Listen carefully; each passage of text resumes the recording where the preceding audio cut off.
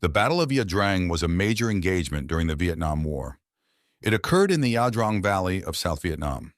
It was the first major battle between the United States Army and the North Vietnamese Army, marking the beginning of large-scale American involvement in the conflict. The Battle of Ia Drang lasted for about 5 days, from November 14th to November 18th, 1965. It was a fierce and intense battle with heavy casualties on both sides.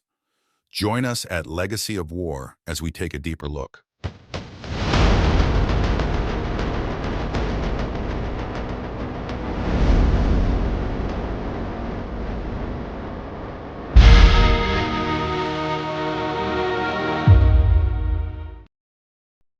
Before the Battle of Ia Drang, the primary goal of the U.S. forces was to engage and defeat the NVA units operating in the Ia Drang Valley.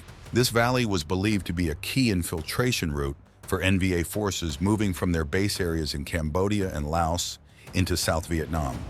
By engaging and defeating the NVA in this area, the U.S. aimed to disrupt their operations and prevent them from launching further attacks against South Vietnamese forces and American installations. Additionally, the U.S. sought to demonstrate the effectiveness of its air mobility and firepower against a determined enemy in a major battle.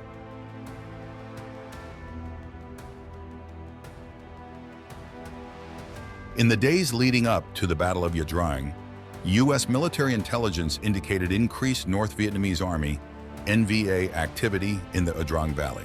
U.S. commanders, including Lieutenant Colonel Hal Moore, planned a reconnaissance-in-force operation to locate and engage NVA units in the area.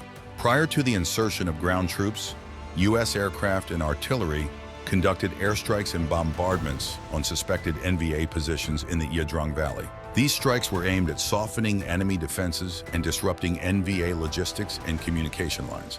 Special forces and reconnaissance units conducted missions to gather intelligence on NVA movements and positions in the vicinity of Landing Zone X-Ray and Landing Zone Albany.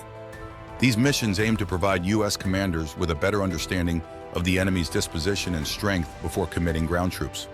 U.S. ground forces, including the 1st Battalion, 7th Cavalry Regiment, and the 2nd Battalion, 7th Cavalry Regiment, underwent final preparations and briefings for the upcoming operation.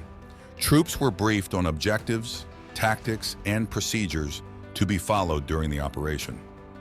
Overall, the days before the Battle of Ia Drang were characterized by intensive planning, reconnaissance, and preparatory actions aimed at setting the stage for the engagement with NVA forces in the Ia Drang Valley. Day 1, November 14, 1965. The 1st Battalion, 7th Cavalry Regiment under Lieutenant Colonel Hal Moore is inserted into Landing Zone X-Ray. As soon as they land, they are met with heavy enemy fire from the North Vietnamese Army. The fighting quickly escalates into intense combat as the American forces establish defensive positions. 2nd Platoon, B Company are cut off and sustain numerous casualties, including the platoon leader. They survived 3 attacks during the night. Despite being outnumbered, the U.S. troops hold their ground and begin to inflict heavy casualties on the NVA. Day 2, November 15, 1965. The battle at Landing Zone X-Ray continues unabated with both sides sustaining heavy casualties. The first elements of 2/7 Cav is brought to LZ X-Ray, and the 2/5 Cav move on foot from LZ Victor. At Landing Zone X-Ray, the U.S. forces face relentless attacks but manage to repel them with close air support and artillery fire. Broken Arrow is called after C Company are overran, and PAVN forces close in on the command post. Some U.S. soldiers are killed due to friendly fire from the air support.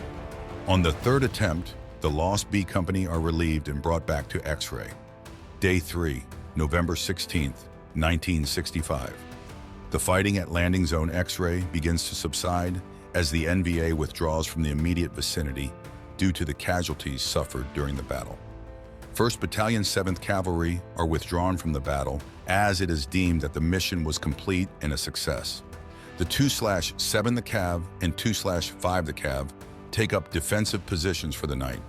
Day 4, November 17, 1965. Due to a B-52 bombing run ordered, both remaining battalions withdraw on foot to separate landing zones. Both had to move to a safe distance before midday. When the 2-7 arrived at LZ Albany, it is an ambush, which turns into a 16-hour battle.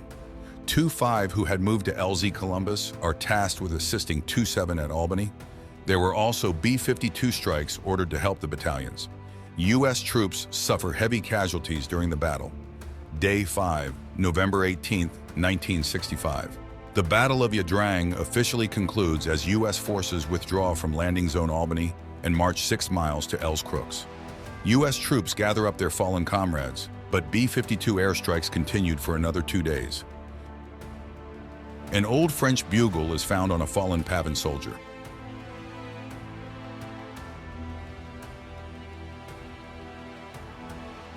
Shortly after the battle, General Westmoreland and General Sal Von Van visited the 1st Battalion, 7th Cavalry.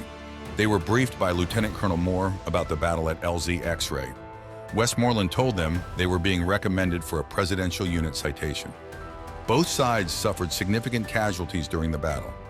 The North Vietnamese Army, NVA, incurred heavy losses, but the American forces also suffered a considerable number of casualties, including killed, wounded, and missing. The Battle of Yadrang was considered a tactical victory for the United States. Despite facing a determined enemy, the U.S. forces successfully defended Landing Zone X-Ray and inflicted heavy losses on the NVA. The battle demonstrated the effectiveness of American air mobility and firepower. It validated the concept of air assault tactics and reinforced the importance of close air support and artillery in modern warfare. The Battle of Yadrang is often regarded as the beginning of large-scale American involvement in the Vietnam War. It set the stage for subsequent battles and campaigns that followed. The tactics and lessons learned from the Battle of Ia Drang influenced future military strategies and operations in Vietnam. The battle underscored the challenges and complexities of fighting a guerrilla war in Vietnam, where the enemy could blend into the terrain and operate from hidden bases. The legacy of the Battle of Yadrang continues to be studied by military historians and analysts, providing insights into the nature of modern warfare and the dynamics of asymmetric conflicts. In conclusion, the Battle of Yadrang holds a significant place in military history, not only for its immediate tactical outcome, but also for its enduring legacy in shaping military strategies and understanding the complexities of war, particularly in the context of the Vietnam War.